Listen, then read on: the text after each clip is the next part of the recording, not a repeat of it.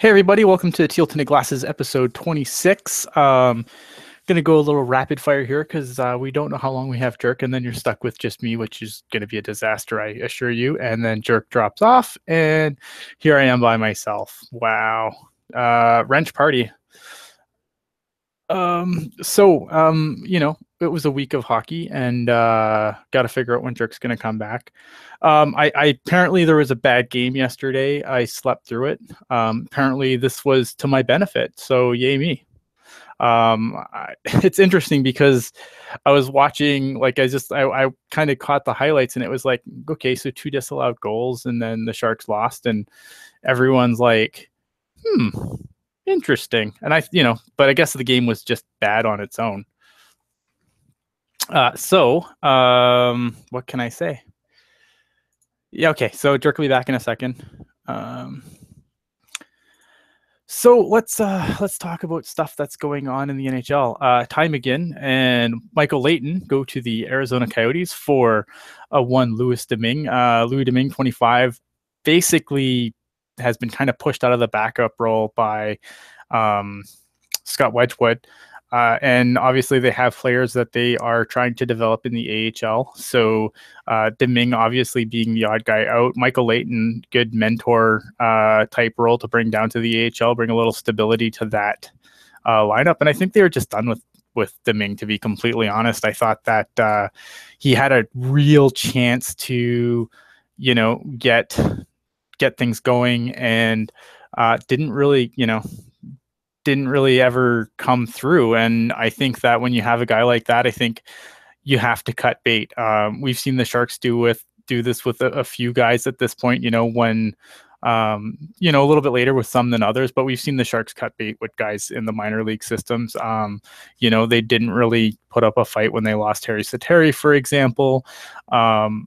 And a few other guys that they just basically decided to walk away from. And I think at some point, like if there's a finite number of goaltenders you can develop at a time.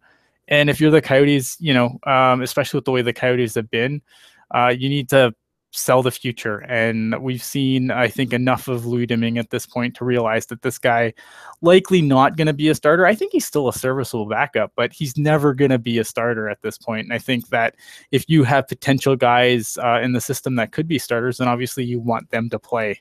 So, yeah, I mean, it is what it is. What can I say? Give me 1 second here, guys. I'm just going to...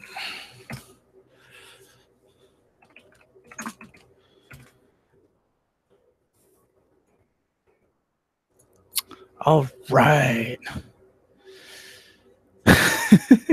He did beat... Look at, when have the Sharks... Cheryl saying he like beat the Sharks, though. He did.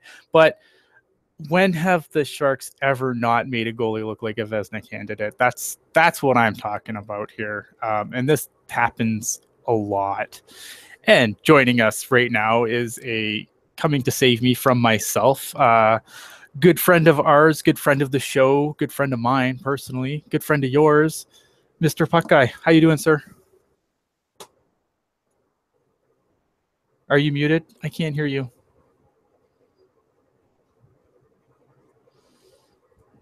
Of course I would have muted, right? That's how it would work. Yeah. I was just watching, and all of a sudden I got a link, and I'm on here. All right, what's happening? How are you? Not much here. I guess you probably want some notes, eh? Give me a second. I'll share you some notes. So just so anyone knows, Eric was in the chat, and I just sent him a message to save me, and he came to my rescue like the superhero that he is. I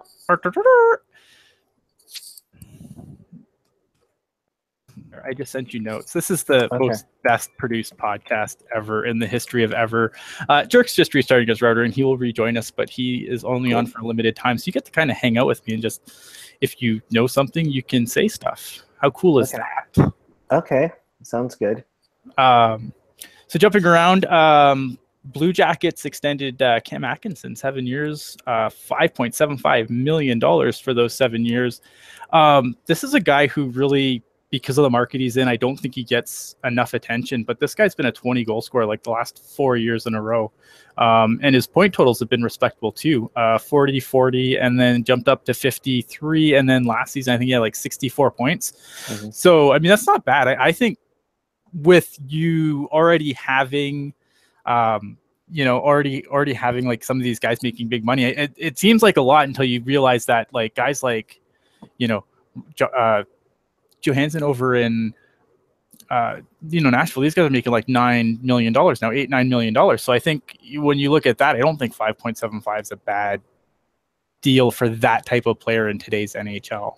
No, you have like a good quality scorer who puts up those numbers. I mean, you're borderline on, okay, it's a little risky, but I mean that seems like that's a good a good deal for Columbus, who needs the scoring and can keep hanging on to it. Yeah, absolutely. I think Columbus is actually like really starting to come along, I think. And it's Mr. Hockey Jerk. He's back. Oh my God. I brought in Eric to save us. Is that okay with you? I hope it's okay. That's fantastic. How are you doing, Eric? I'm good. I'm just trying to just trying to hang. He just kind of just gets invited. He just like shows up in the chat, and I throw him in the show. So he's trying to hang out. So the short version is that we're kind of making some changes to the old internet connection here at the Jerk Casa, and Comcast decided to be adventurous and reset my router now. Sure. Right? We were talking about the Cam Atkinson extension. I was just pointing out that he's been a 20 goal scorer the last 4 years, and his points totals have actually been pretty good too. 40, then up to 53, I believe, and 64 last year. Yeah. When I saw the extension come in, I was super pumped about it. I really enjoy Cam Atkinson as a player. He's somebody that I've enjoyed watching the last few years, and I saw a lot of people who were kind of against the contract extension that they gave him. But, when a guy's averaged 26 goals over the last 4 years, you don't, let that go. Right.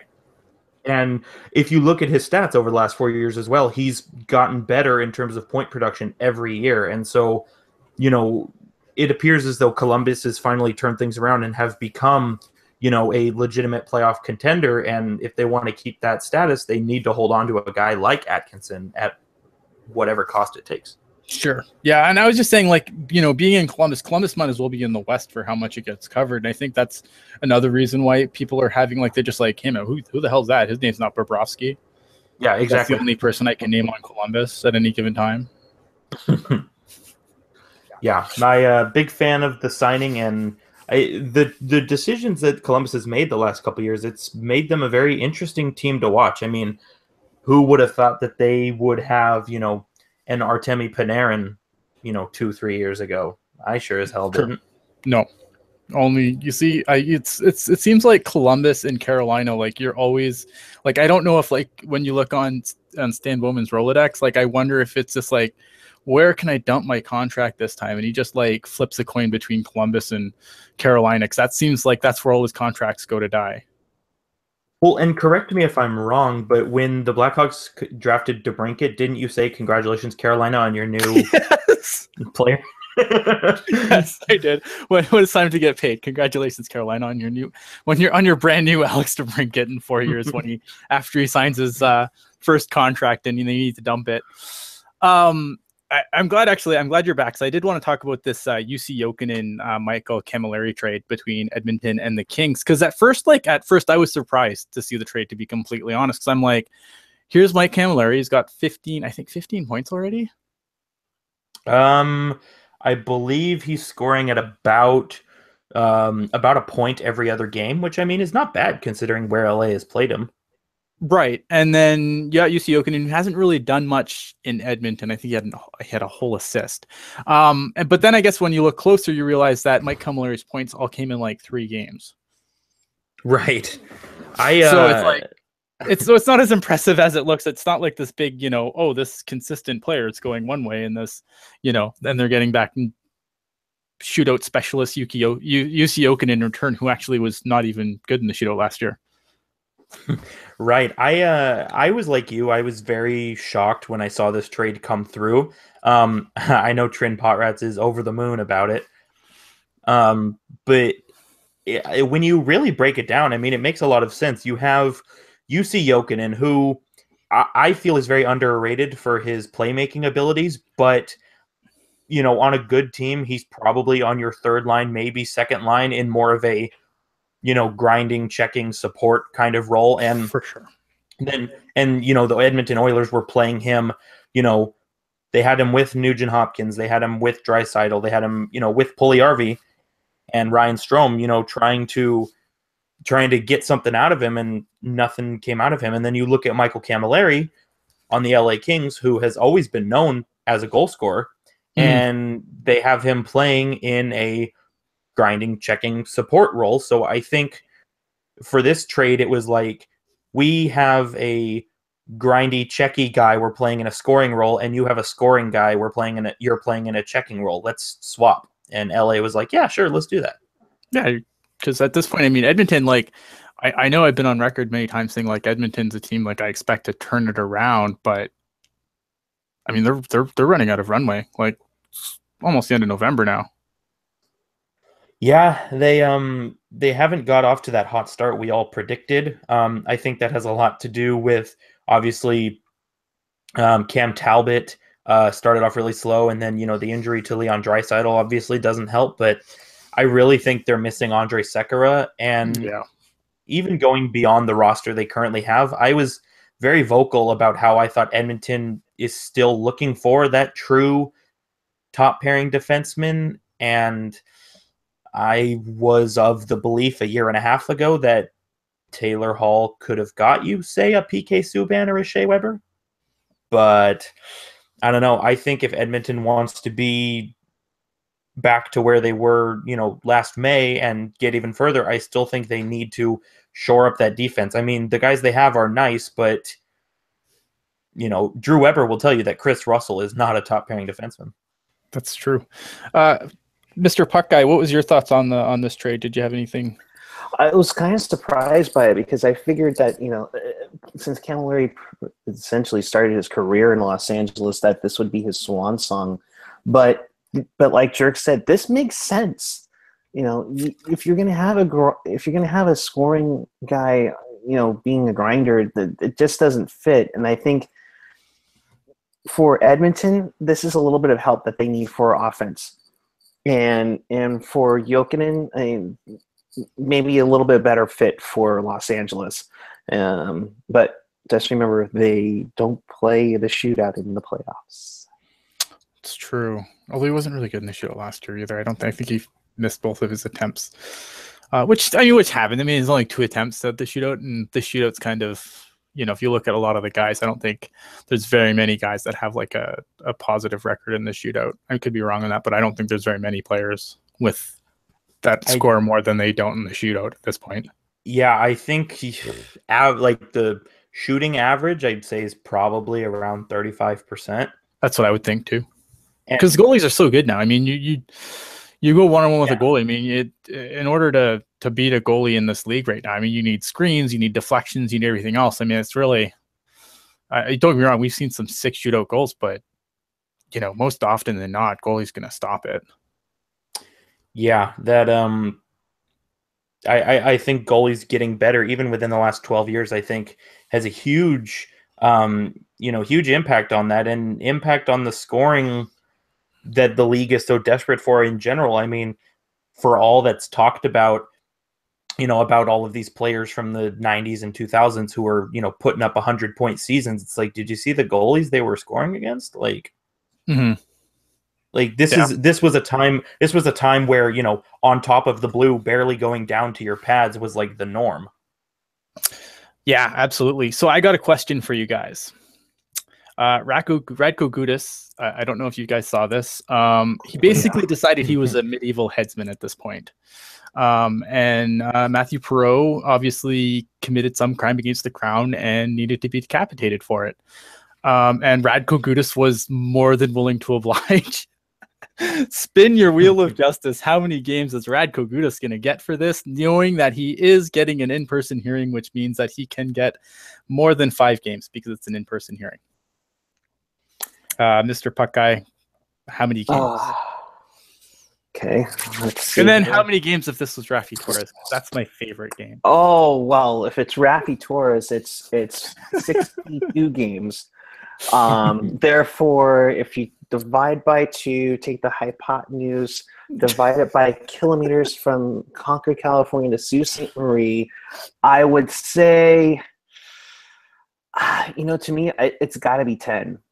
I think it's a double digit because you see the intent was there and you make contact with the head. I mean, sure, he didn't use the shoulder or the elbow like we've seen from Rafi or Matt Cook or insert name here guys from the past.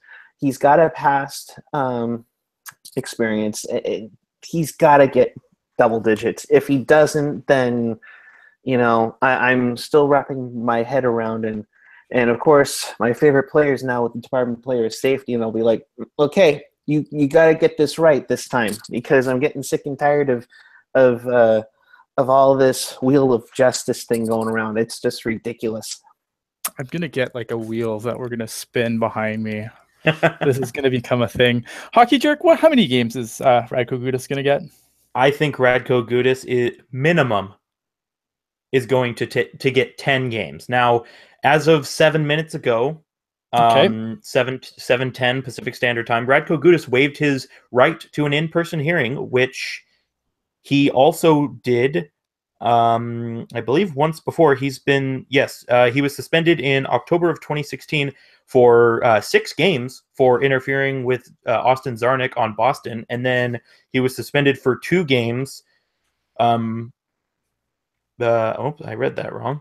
Well, the point is that he's a repeat offender, and considering one of the first times he was suspended was for 6 games, and it was just interference. The fact that he tried to make Matthew Perreault into Marie Antoinette, I think, dictates at least 10 games, especially interference, you can kind of give the benefit of the doubt. I mean, it's a fast game. If the guy's not looking, and you catch him with the shoulder, but he straight up pulled his stick back and whacked the dude on the back of the neck. Like that is right. That's the manual on intent to injure, if I ever read it. That's my opinion too. I'm going to go out, and I know I'm going to become back disappointed, but I'm going to say 15 games. I think he should, like you said, he got 6 for that. I don't think adding 4 more games justifies, what he did. Like, this is a guy who swung his stick down, hit a guy not even on the head, on the neck, completely exposed, part of the, obviously you have your shoulder pads, you have your helmet, nothing's protecting the back of your neck. So in my opinion, I mean, that should be at least 15 games minimum, maybe even 20, but I have a feeling I'm going to be disappointed, but I'm saying 15 is where I would start. Yeah, that's probably a fair place to start, especially like I said, when you consider blatantly intent to injure, you don't accidentally try to decapitate someone. Right. No, I mean, at least I never have. I've never, I don't think anyone ever has accidentally decapitated somebody, especially in that position. I mean, offenses against the crown must be punished in the most harshest way. And clearly, I don't know what royalty Radko Gudas is working for and what Matthew Perreault done, but it was clear what he was trying to do. And the fact that he kind of stood there after what? I don't know what you're talking about. I don't buy it, Radko Gudas. I mean, the guy can play, but man, when he goes off, he's just one of those guys that goes off. In other Department of Player Safety news, Matthew Tkachuk gets a game for spearing. So I went back and watched a bunch of things because I'm like, where's the spear? But apparently when Mr. Rakowski also got 10 games for returning to the ice to fight everyone that would fight him.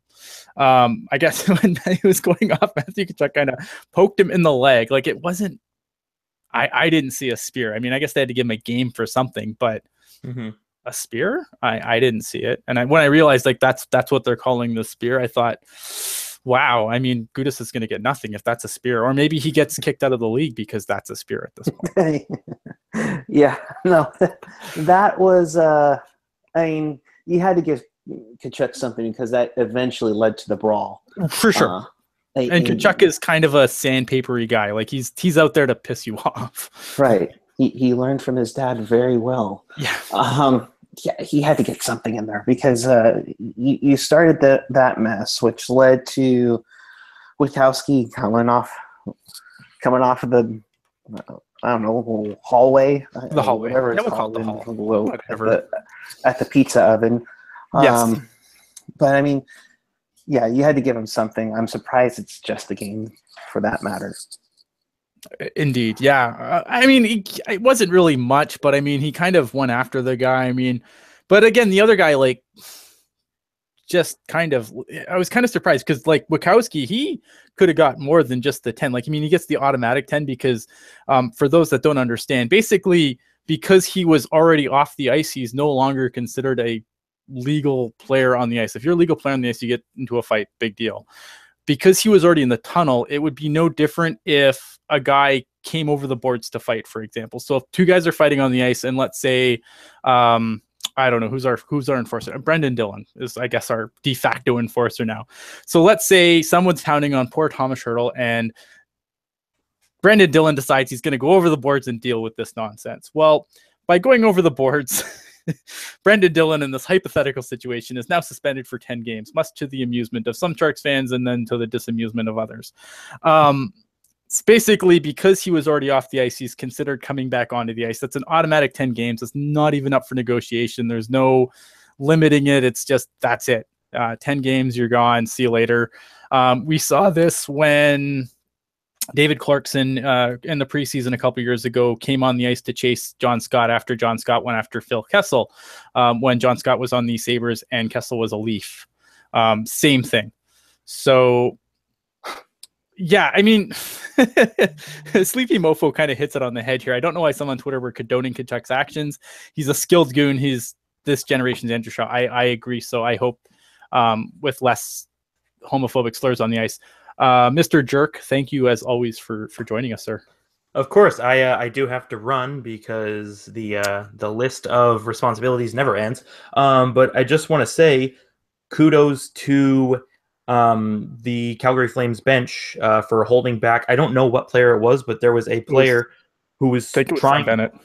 Yeah, Sam Bennett was trying to jump onto the ice from the bench, and about 3 or 4 Flames were holding him back like, dude, don't do it. And it absolutely paid off. And so I think kudos to the bench there. And it would have been the most interesting thing he's done all season, though. That is very true. Unfortunately, 1 assist in 16 games is not good enough for a 4th overall pick.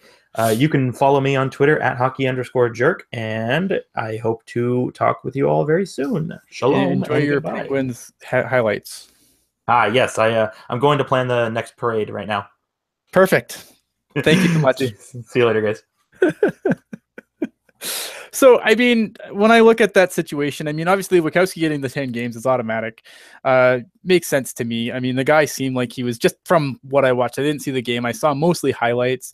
And I basically, the guy was unhinged. I mean, the guy was basically going to pound on anyone who he could get his hands on. So I think that to get just the 10 games, I think he's kind of lucky because I think the NHL could have definitely tacked a couple of games onto that because you consider that the 10 games was automatic.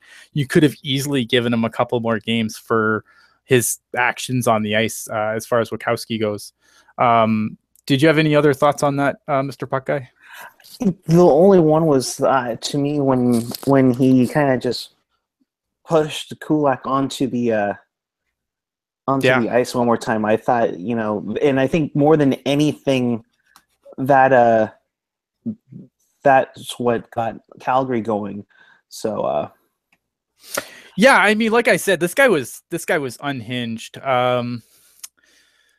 Yeah. They're jerking around with the. That's actually that was one thing I didn't put in the notes, and we should probably talk about that too. Apparently, Seattle doesn't want to arena again, but Houston coming out saying that they're big time into wanting to get an NHL team. And you know what? I like it because they're saying all the right things that I think this is worth talking about again, because, very much like Vegas did, they're like, yeah, we have the arena and yeah, it'd be pretty cool, but we respect the process and blah, blah, blah, blah, blah, which really, and you're kind of getting the same thing from the NHL, who's like, well, we're not really talking about expansion. So obviously, they're not talking about expansion until they publicly say they're going to expand. What do you think about this Houston thing? Is it me, or correct me if I'm wrong, Ian, but wasn't the Rockets owner complaining about the AHL team there, the Arrows, and essentially pushed them out of town?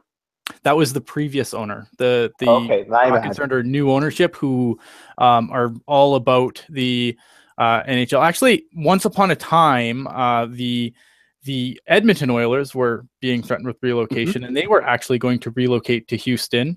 But they basically just used them to get a new arena because that's what NHL teams do. Yeah. And the owner was so soured by that situation that he basically was completely against it from there on. But I guess under this new ownership, they kind of want, they're kind of looking into getting a team, which I think is interesting because as much as I think Seattle wants to get in, or at least there's people in Seattle that want Seattle to get in, who do you move to the Central at that point? That's exactly what I was thinking, is who do you send to the Central? And I'm like, you can't split the Alberta teams. No. You can't split the desert teams. I mean, I guess you can, but but there goes that rivalry.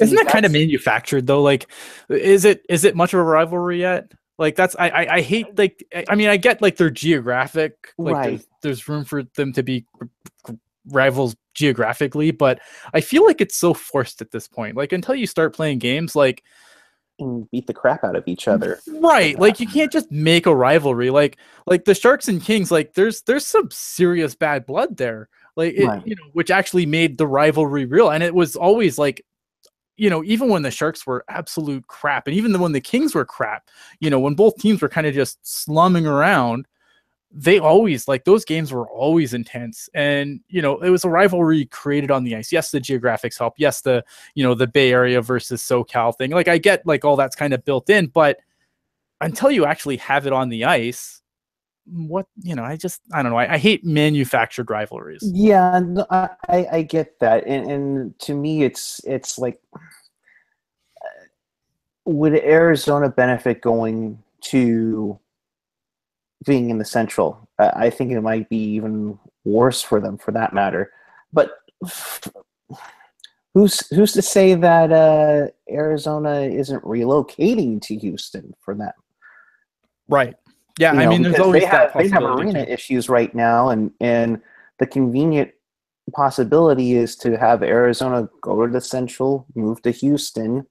As much as I have Coyotes, as much as I have friends that are Coyotes fans, and then that would set you up for eventually Seattle down the road in the Pacific. Meanwhile, Quebec is like, what the heck?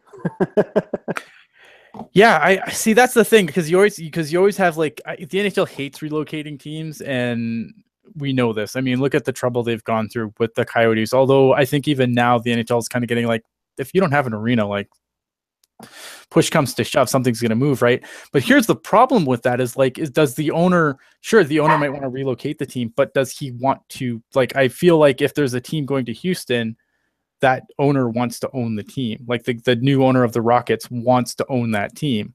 So, are the Coyotes a fit for that? And that's the other interesting thing. Yeah, I mean, there's your issue. Would they want to start from scratch, or would they want to go with a team that's already established, that's already on the ground floor?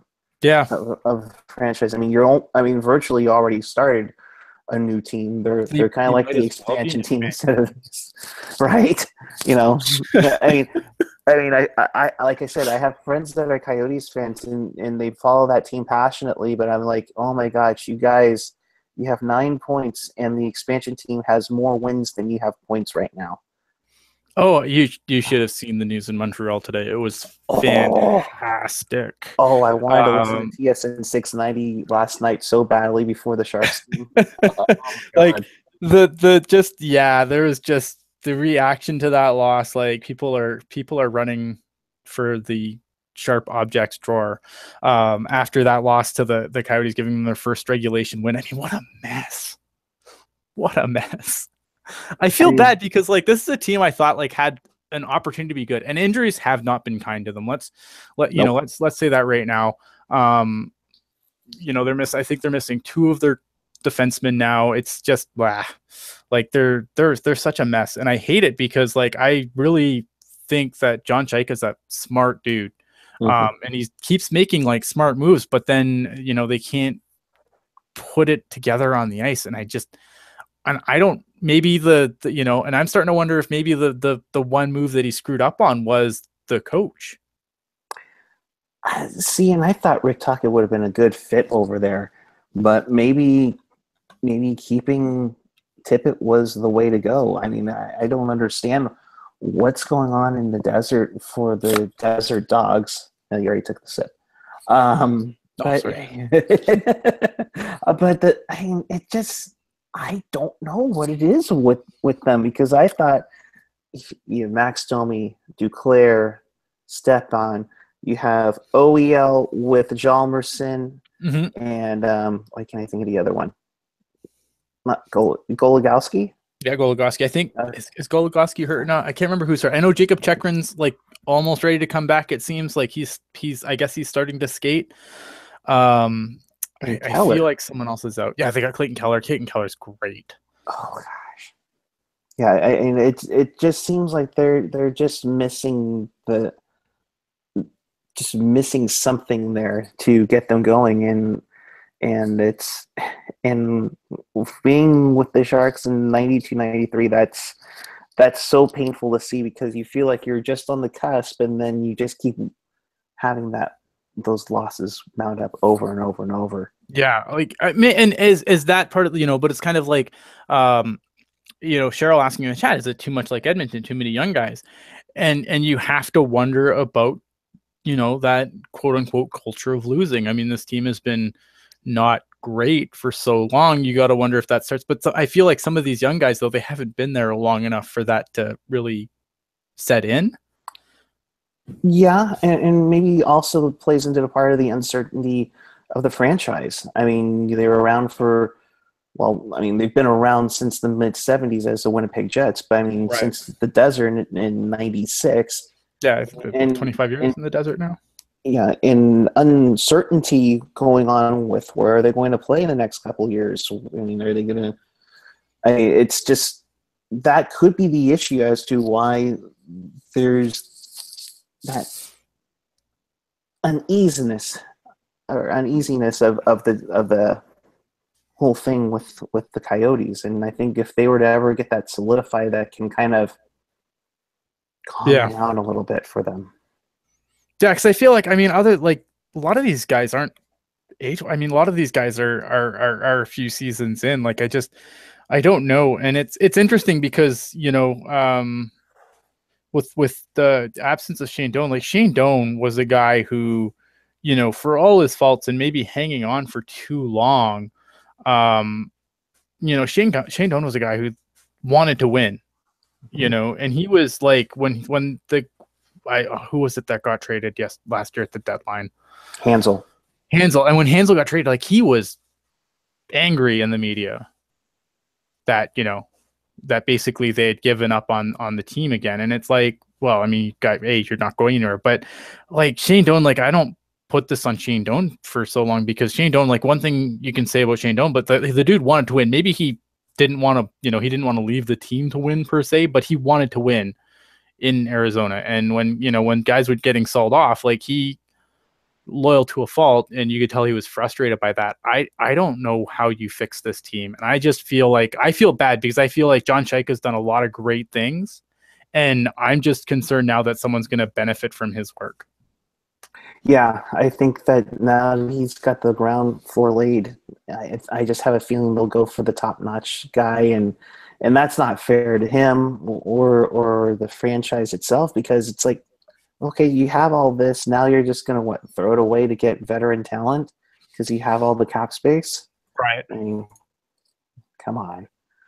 Yeah, I just hope they go about it and get it done right, because they've had 1 year that they got out of the first round in 2012, and and damn it, LA. But I mean, man, oh man, it's just rough, and it's rough to see, because I know they get easily picked on us, but they do have a decent fan base there that travel outside, Phoenix to go see this team, and I just hope that they get a shot to see this play out, because it's, again, that uncertainty is just, it's so plays on you. I mean, it's been for so long, right? Like, this just doesn't get better. The problem is, like, yeah, they've been okay for, they've done okay for along with uncertainty being on. I mean, they went to the conference finals 1 year, but like, this drama just never see. Every time it seems like they've got it sorted, like this thing in Glendale, like they had this, lease agreement with Glendale that ended at the end of time, and then a year later the rug gets pulled out and Glendale wants out, and now they're, and they basically threw the Coyotes out. So it makes things really complicated for like, it just, I don't know. I feel bad for them, because I feel like this is a team that has potential to be good, and you wonder if they were set, then then they would be okay. Turning the page, I guess we should talk a little Barracuda, because Barracuda were in action last weekend. I know it's been so long since, it feels like an eternity now, but they played a weekend series against the Manitoba Moose. The first game was terrible, and if you're a fan of terrible hockey, then this was the game for you. The Moose beat the Barracuda by a score of 5-2. I think they scored like all 5 of their goals within like the first 2 periods. Like, this thing was over when it started. Rourke did return though, and that was a positive. Roslovic just killed us though. He killed us, and Grosnick was in net for that one.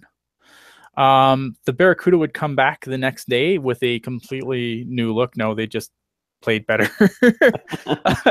Rourke Chartier scored his first goal looking much better than he did. Obviously, his first game back, a lot of rest, but it was really good to see him back on the ice. He got a goal, and Antoine Bibeau records the win. Antoine Bibeau has been really, really good. He's been a solid pickup for them. Yeah, I mean, I thought that, it's amazing because his record's like 2 wins, 3 losses, but his save percentage, I think, is .926, which is really, really good. 1.93 goals against average. Like, Bibeau, it seems like whenever Bibeau gets out, and this game wasn't that case, but he just does not get the run support when he's out there. No, and that's the thing. It's kind of like oh gosh, why can't I think of the pitcher? I think it was like Barry Zito when he was with the Giants. He would have these dynamite games, but just couldn't get the run support to get the job done. Right. Yeah, because he's not a bad guy. Like, he's not, like, he's better than I thought he would be. Like, because Christine asking, he was doing okay in Toronto. Like, Bibeau. Bibeau, I think, was like, just got caught in the depth chart, I thought. Yeah. He look at when he got called up, he had a pretty decent game. I think he had a couple of NHL games where he did really, really good. His consistency in the AHL has been an issue in Toronto. And Bibeau, yes, I don't know. You've probably noticed this by now. Bibeau does have some rebound control issues. I think his rebound control is actually a little Niemi-esque. Niemi now also on his 3rd team in, I believe, 10 days. Poor Nemo. Yes. But I feel like his rebound control is a little bit Niemi-esque, where it's actually really, really, really bad. But yeah, I think why did Toronto let him go? They have depth. They just had depth. Bibo, basically they gave up on Bibo. Sparks kind of took over his spot, and so Sparks really kind of just pushed him out in Toronto. And Toronto, this is a team that's had a bajillion draft picks over the last 2 years. So, they've got guys that they obviously want to get a look at. And sometimes, your pipeline gets a little full. I think, going back, I think that's the same situation like I was saying with Louis Domingue, kind of the same thing. You have other guys you want to get a look at. You're satisfied you've seen all you're going to see from a guy and you move on from him. And I think for our benefit, that was Antoine Bibeau for Toronto. They just felt they saw all they were going to see from him, and they thought that they had more promising guys in the system, and they let him go, and much to our benefit because he's been fantastic this year. And I'm not saying Grosnick hasn't been bad by any stretch. Like Grosnick's definitely held the Barracuda in games where they had no business being in, but Bibo's been such a pleasant surprise. Yeah, it's always nice to have some form of surprise on the team where you just be like the random guy that shocks you and surprises you. To have that when Grosnick has had his ups and downs this year with the CUDA, it's always nice to have. Children will do that to you. Oh man. So this weekend for the Barracuda, they have a weekend series with the Ontario Reign tomorrow, Saturday at 1:15 your time, because I assume that most of the people listening to it are not in my time. 1:15 in the afternoon, they will be playing the Ontario Reign, and then Sunday at 3:00 they will play the Ontario Reign again. Ontario, let's see how Ontario's doing. You know what? I haven't even looked at the standings in forever, so let's peek at the standings, shall we? Let's take a look at the standings. If the Ontario Reign are the worst team in the Pacific Division, so yes, take that, LA. Obviously, the Barracuda, they're sitting in 5th. I mean, they need to start picking up some points here. But I think, their win percentage, they need to get above 500. And this is a great opportunity for them to do that. The Ontario Reign, bottom of the division, 4 wins, 6 losses, and 1 loss in the shootout. So, obviously you want the Barracuda to take advantage of a team that is having some trouble like the Ontario Reign are. The Roadrunners and the Heat and the Rampage are just dominating. Even the Texas Stars are pretty hot. I mean, the Barracuda are going to be, the Barracuda are going to have to really push if they're going to try and break into a playoff spot in this division, because none of these teams are going away. The Roadrunners are 8-1 with 2 overtime losses. Speaking of Tucson, going back to Arizona, when are they going to call up Dylan Strome? Dylan Strome's having a pretty decent AHL season. And you would figure, I don't know if it's just like they don't want him anywhere near the mess that is Arizona at this point, but like where, and I've been very critical of Dylan Strome on this show, but you got to wonder, I mean, guys scoring at a decent clip in the AHL, when are you going to call him up? Yeah, no, I've always liked Strome, and when you have him shoot, it's just a matter of time because you can't keep him in the minors for that long, and for the Coyotes, you need the help all you can get. So, right.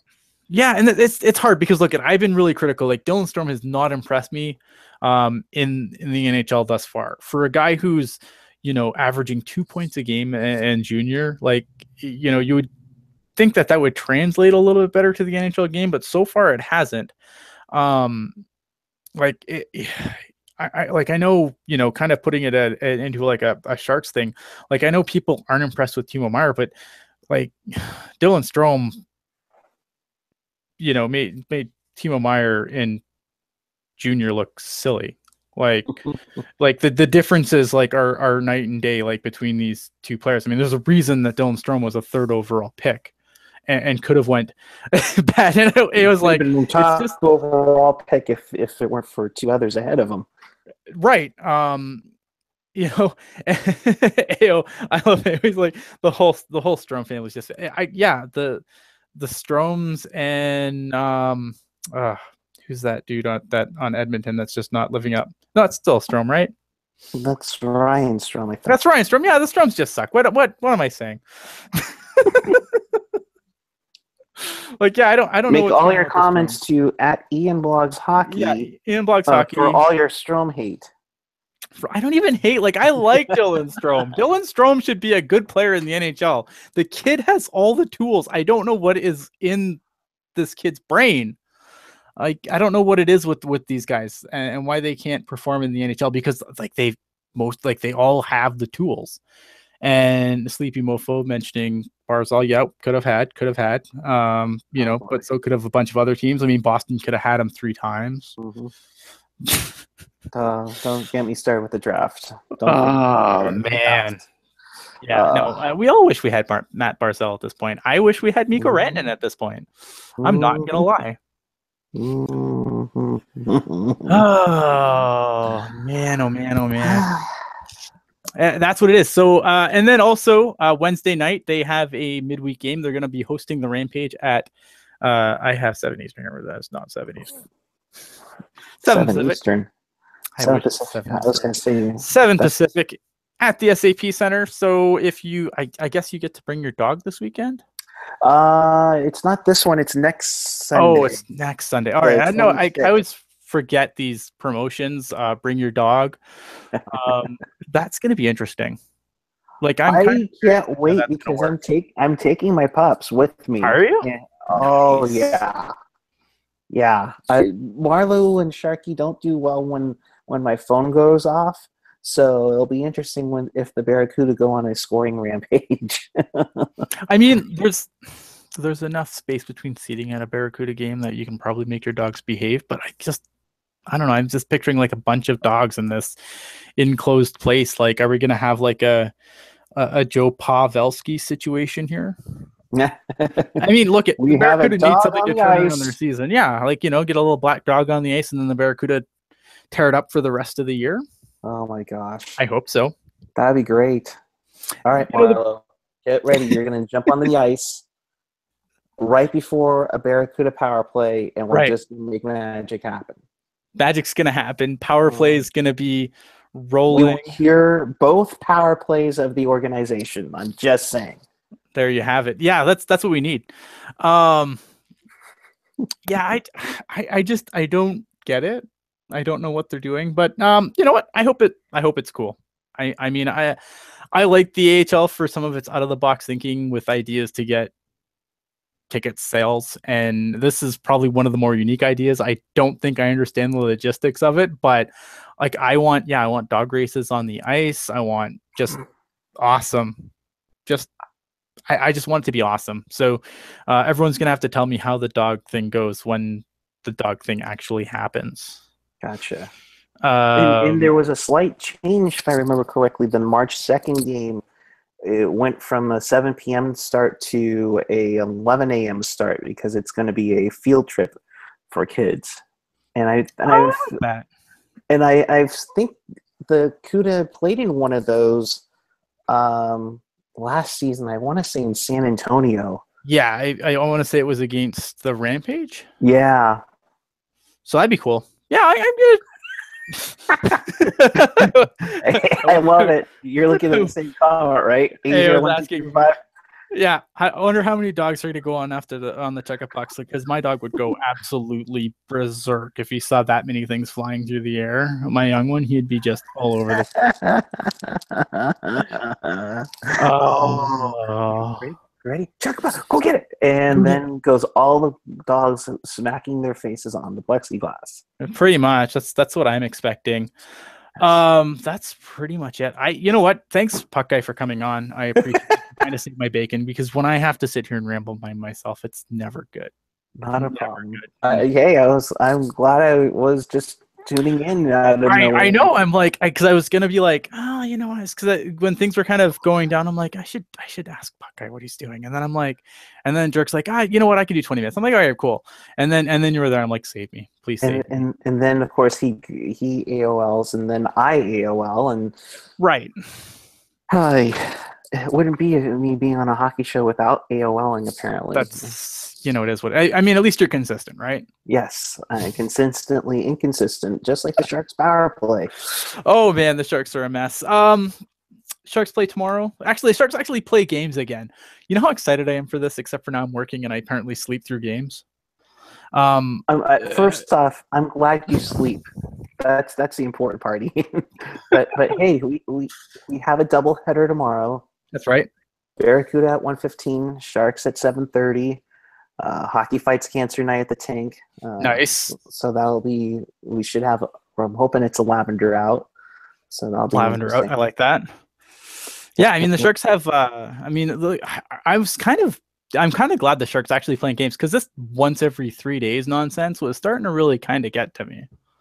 We're so used to having the World Cup and the Olympics now. It just seems like, okay, we got a game, day off. We got a game, day off. Back to back, so okay. Yeah, but I mean, it's like not even back, like 3 days, there's like 4 days and then a 3-day break, and you get a couple of games, and then there's like nothing for 3 days. Like, man, I kind of like forget that there's hockey sometimes when they do this to me. So I'm kind of glad that the schedule is condensing a little bit more. Yeah, no, definitely. Cheryl a while ago was saying about Vancouver moving out west to complete the Pacific. They love Utica too much to move. They really like their setup that they have in Utica to do that. So I wanted to touch up on that. So there you have it. Yeah. All right, guys. Thanks for tuning in on a Friday night. I know that you could have a million better places to be, and you chose to be here, and we appreciate that. Obviously, Puck Guy, you can find Puck Guy on Teal Town USA, and he can tell you all about what's going on in Teal Town USA these days. We do a live post-game show after every game.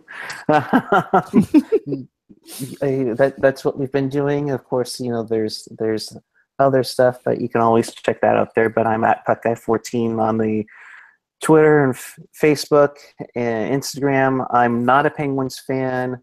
I do support tweets that include Hockey Sandstorm. I'm talking to you, Zach. And being reminded that I cannot say patented starfish defense without paying Zach some money for residuals. Yeah, Zach's hit me up for a lot of money. It's true. Gotcha. I'm at Ian Blogs Hockey. You can find me here every week. Next week, we should be back on Thursday as normal, as there is no Sharks game. So be sure to tune in for that, and I will try and stay awake to watch some Sharks hockey, so I actually have something to talk to you guys about, rather than just being like, so Jerk, what happened in this game? Because I'm too dumb and I was sleeping. I figured my schedule, I'll be more used to my working schedule next week. Other than that, guys, thanks. Please subscribe, tell 2 friends. Do not boycott Sandstorm. I will have none of that on this show. All right, guys, I really got to go. Have yourselves a great evening. Thanks for coming. Ciao.